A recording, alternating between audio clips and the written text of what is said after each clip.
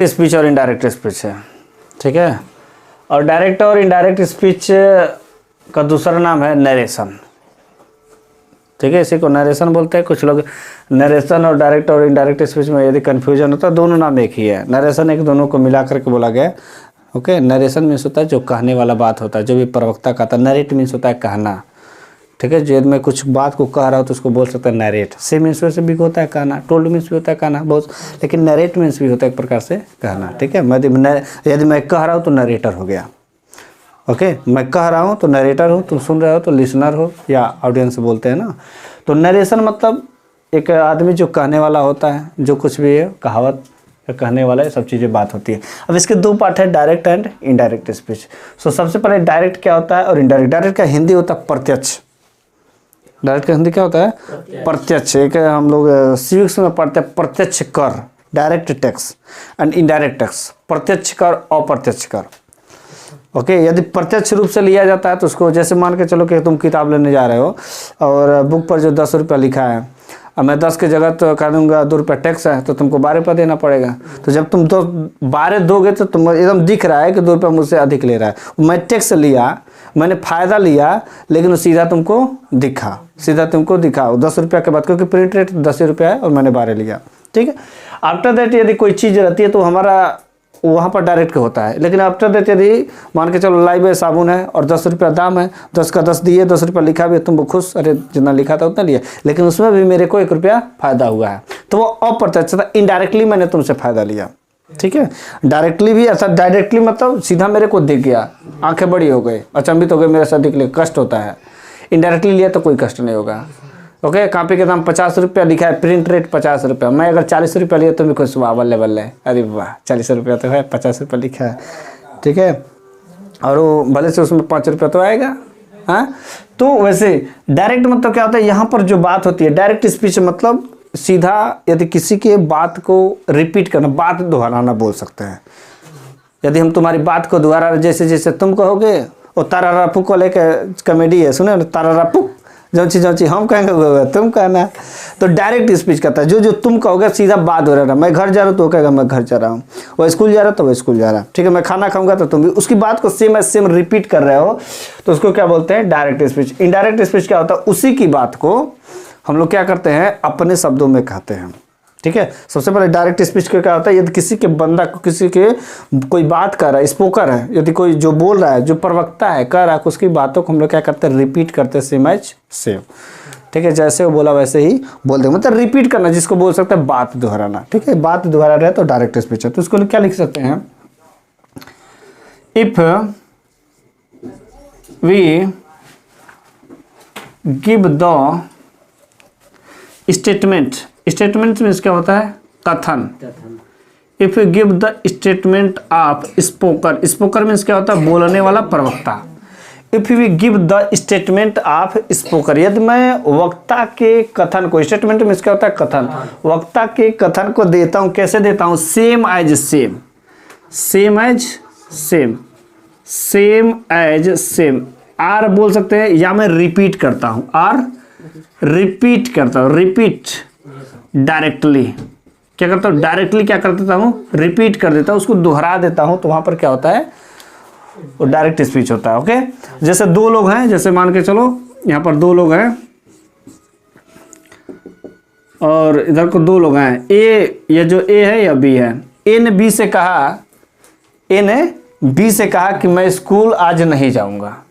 ए ने बी से क्या कहा? मैं आज स्कूल नहीं जाऊंगा। तब तक यहाँ पर बंदा सी बैठा रहेगा, सी भी सुन लिया, अच्छा सी ने कहा, अरे यार ये कहा कि मैं स्कूल नहीं जाऊंगा, उसकी बातों को same as same, same as same. C ने कहा कि, सी ने मान लो किसी दूसरे आदमी से, सी ने बी से कहा कि मैं स्कूल नहीं जाऊंगा, ए ने ऐसा बोला, उसकी बातों को सेम एज सेम उसको उतार देंगे, ठीक है, कि ये मैं स्कूल नहीं जाऊंगा। तो इसको कैसे बोला जाएगा? डायरेक्टली बोल देता है कि वह मुझसे कहा, यदि ऐसे बोल देता हूँ कि वह मुझसे कहा, वह मुझसे कहा मैं स्कूल नहीं जाऊंगा, जैसा वह बोला वैसा रिपीट कर दिया। वो लोग आपस में बात कर रहे थे, लेकिन कोई तीसरा आदमी उसकी बात को बोल देगा मैं स्कूल नहीं, जैसा वो कहा वैसे रिपीट कर देते हैं। तो वहाँ पर क्या होता है? इसको इंग्लिश में क्या लिखेंगे?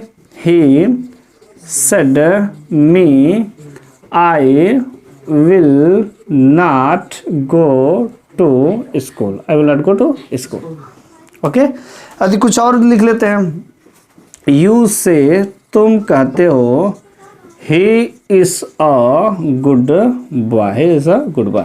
ये सब हमारे क्या है, डायरेक्ट स्पीच है। ओके, अब रही बात है डायरेक्ट स्पीच। तो डायरेक्ट स्पीच को पहचानने के लिए कुछ नमूने होते हैं। क्या होते हैं? सबसे पहले हमारा ए, इसके दो पार्ट होते हैं। इसके दो कितने पार्ट होते हैं? दो पार्ट। तो डायरेक्ट स्पीच के दो पार्ट होते हैं। फर्स्ट वन क्या होता है? Reporting verb. क्या होता है? Reporting verb. और दूसरा क्या होता है? Reported speech. Reporting verb and the reported speech, इसके दो पार्ट होते हैं।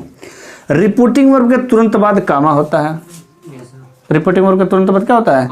कामा होता है आफ्टर दैट। और जो रिपोर्टेड स्पीच रहता है वह इन्वर्टेड कामा के अंदर रहता है। पहला पॉइंट कि हमेशा क्या होता है? Reporting verb. ये हमारा देखो रिपोर्टिंग वर्ब है। ये पहला वाला पार्ट क्या है? रिपोर्टिंग वर्ब है। ये वाला पार्ट हमारा क्या है? रिपोर्टेड स्पीच है। तो रिपोर्टिंग वर्ब के तुरंत बाद क्या होता है? कामा होता है। फर्स्ट लेटर कैपिटल होना चाहिए। और रिपोर्टिंग वर्ब के तुरंत बाद हमारा क्या होता है? रिपोर्टेड स्पीच होता है। लेकिन रिपोर्टेड स्पीच हमेशा इन्वर्टेड कामा में रहता है, हमेशा बंद रहता है। ओके, और रिपोर्टेड स्पीच का पहला लेटर क्या होता है? कैपिटल होता है। ठीक है, ये हमारा जो है डायरेक्ट स्पीच के कुछ इंपॉर्टेंट पॉइंट है। ओके, ये सब हम लोगों को होना चाहिए। अब रही बात है कि इनडायरेक्ट स्पीच क्या होता है। इनडायरेक्ट स्पीच क्या होता है? यदि हम वक्ता के कथन को जो कुछ भी करे उसको मैं भाव दूँ, सारांश दूँ, अपने शब्दों में वो कहूँ। ऐसा नहीं कि उसकी बात को दोहराऊँ। उसकी बात को दोहराऊंगा तब तो डायरेक्ट स्पीच होता है ना। यदि उसकी बात को अपने शब्दों में कहूँ तो वहाँ पर क्या होता है? इनडायरेक्ट स्पीच होता है। तो भाव देता हूँ तो बोलेंगे if you give, if we give the substance. Substance means क्या होता है? भाव बोल सकते हैं या सारांश बोल सकते हैं। If you give the substance of speaker statement, speaker statement, यदि वक्ता के कथन को हम लोग क्या करेंगे? भाव देंगे। क्या देंगे? भाव देंगे। ठीक है, अब जैसे बोलेगा कि मैं स्कूल नहीं जाऊंगा, ए ने कहा था मैं स्कूल नहीं जाऊंगा, लेकिन अब मैं तुमसे क्या कहूँगा? ए, वो कहा है ना कि मैं स्कूल नहीं जाऊंगा, लेकिन अपने शब्द ए वो स्कूल नहीं जाएगा यार। अपने भाषा में मैंने क्या बोला कि वह स्कूल नहीं जाएगा।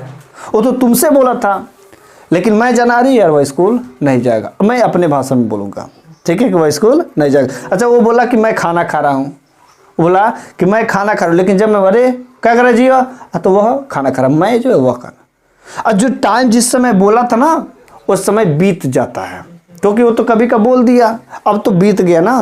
तो मैं खाना खा, तो वह खाना खा रहा था, ऐसे हो जाता है। ठीक है, तो वो सब चीज़ें हम लोग क्या करते हैं? यहाँ पर लिखते हैं। जैसे यहाँ पर बोलेंगे you told him, he, that लगेगा ना, that he would not go to school. ठीक है, ये सब हमारे डायरेक्ट स्पीच क्या होते हैं? जो डायरेक्टली बोल दिए जाए। इनडायरेक्ट स्पीच क्या होता है? जो डायरेक्ट नहीं बल्कि उसका हम सबस्टेंस, उसकी हम लोग बात अपने भाषा में बोलेंगे, तो वहाँ पर क्या होता है? इनडायरेक्ट स्पीच में होता है। इसको नोट करो। तो इनडायरेक्ट स्पीच के क्या पॉइंट होते हैं? सबसे पहले पहला पॉइंट हम लोग नोट करते हैं कि जो रिपोर्टिंग वर्ब और रिपोर्टेड स्पीच होते हैं ना, रिपोर्टिंग वर्ब और रिपोर्टेड स्पीच दो पार्ट होते हैं, होते नहीं होते हैं? तो पहला पॉइंट यही है कि जो कामा जो रहता है रिपोर्टिंग वर्ब के जो तुरंत बाद कामा रहता है उसको हटा दिया जाता है।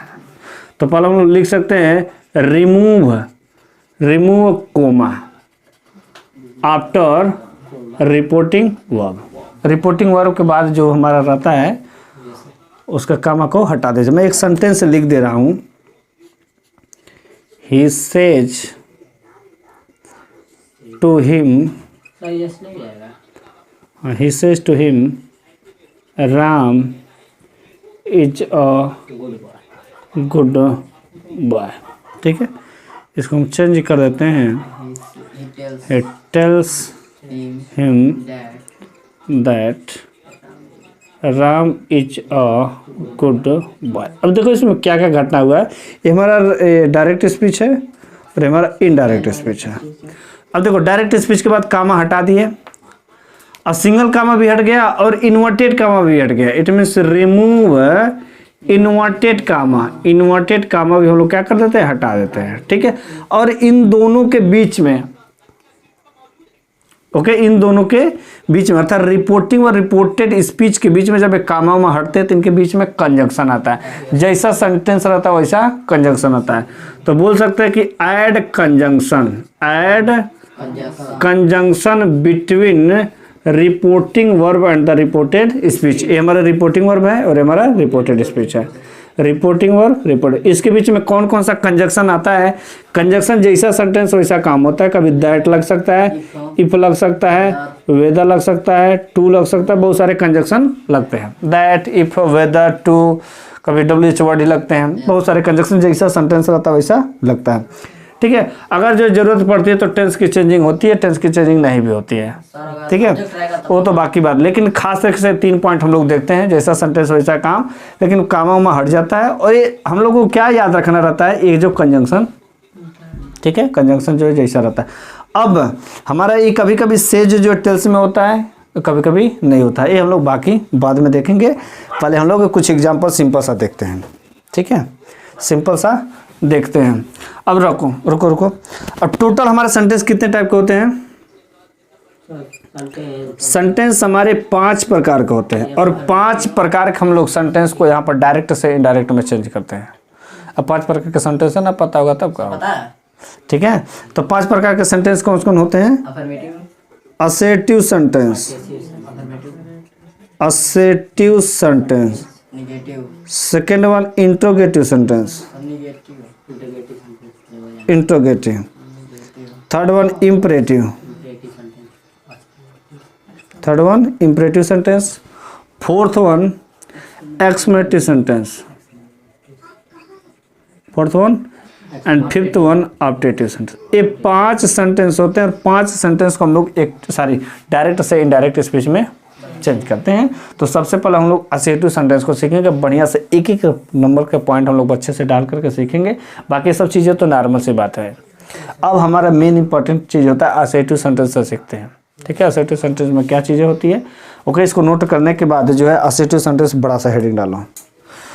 यदि, अब देखो पहला रूल है, if reporting verb is in present tense, is in present tense and future tense don't change। तो क्या होता है, don't change the tense of reported speech। यदि हमारा रिपोर्टिंग वर्ब प्रेजेंट टेंस में हो या फ्यूचर टेंस में हो तो जब उसको इनडायरेक्ट स्पीच में चेंज करते हैं तो उसका जो है चेंज टेंस नहीं होता, उसका टेंस जो चेंज नहीं होता है। डायरेक्ट स्पीच का एक एग्जांपल लिखते हैं, जैसे मैं बोलता हूँ ही सेज दैट, जैसे मैंने लिखा he says, okay, he is a good boy, वह एक अच्छा लड़का है। अब देखो ही से, ये हमारा रिपोर्टिंग वर्ब है, इट्स और reporting verb, it is a reported speech. और रिपोर्टिंग वर्ब ही सेज, वह कहता है प्रेजेंट इंडेफिनिट टेंस में है। तो प्रेजेंट इंडेफिनिट टेंस में अर्थात इसके टेंस में किसी प्रकार की कोई चेंजिंग नहीं होगी, बस कंजंक्शन दैट लगा के लिख करके जोड़ दिया जाता है, ओके। तो हम लोग इसका लिखते हैं he says that, he says that he is a good boy. ये हमारा प्रेजेंट इंडेफिनिट टेंस है, मतलब है तो प्रेजेंट का। अब देखो कहा रहा है कि if reporting verb is in present tense, present tense का मतलब कोई भी हो सकता है। प्रेजेंट टेंस का प्रेजेंट इंडेफिनिट का हो सकता है, प्रेजेंट कंटीन्यूअस का हो सकता है, प्रेजेंट परफेक्ट का हो सकता है, प्रेजेंट परफेक्ट कंटीन्यूअस का। रिपोर्टिंग वर्ब किसी भी टेंस का बस प्रेजेंट का है तो उधर को कोई भी चेंजिंग नहीं करते। जैसे इसी का यदि हो सकता कि Ram is saying, Ram is saying, Ram कह रहा है, Ram is saying Sita is coming now, Sita is coming now. अब देखो राम इज सेइंग, राम कह रहा है, ये भी प्रेजेंट का ही तो है, कंटिन्यूअस वाले, लेकिन प्रेजेंट टेंस है कि नहीं है, तो प्रेजेंट टेंस है। तो इसका क्या हो जाएगा, Ram is saying, Ram is saying that, present tense है तो मतलब इसके टेंस में किसी प्रकार के चेंजिंग नहीं, जैसा वैसा लिख दो, बस दैट लगा के। It mean Sita is coming now, understood, same है जिससे हम लोग लिख देते हैं, अंडरस्टूड।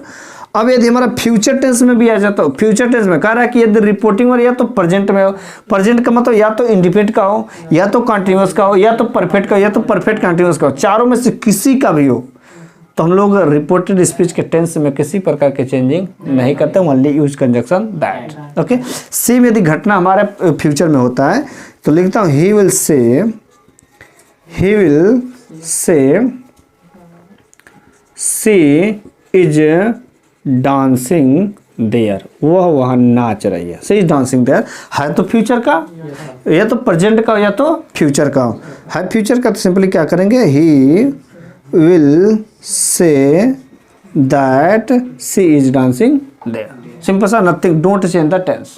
ओके, यदि हमारा सिंपल सा क्या हो जाता कि suppose that you will have said,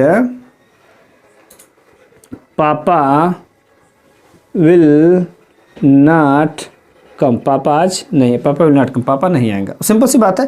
will है लेकिन है तो फ्यूचर का एक नहीं है, भले से फ्यूचर परफेक्ट है लेकिन है तो फ्यूचर का, ये नहीं कि सर जी अब तुम लिखवा देते प्रेजेंट कंटिन्यूअस का, परफेक्ट का, फ्यूचर परफेक्ट का, ऐसा, लेकिन है तो प्रेजेंट का बेटा है, फ्यूचर का बेटा है, फ्यूचर के खानदान का है कि नहीं है। तो बस हम लोग क्या करेंगे, ये देखो बच्चे बहुत अधिक गलती करते हैं, जैसे देखते हैं ना यू विल हैव सेड है तो तुरंत बाकी काम कर देते हैं, लेकिन हम लोगों को पहचानना है कि रिपोर्टिंग और किस टेंस में है। You will have said that, same लिख देते पापा will not come. Okay, you will have said that पापा विल नॉट कम, ऐसे हाँ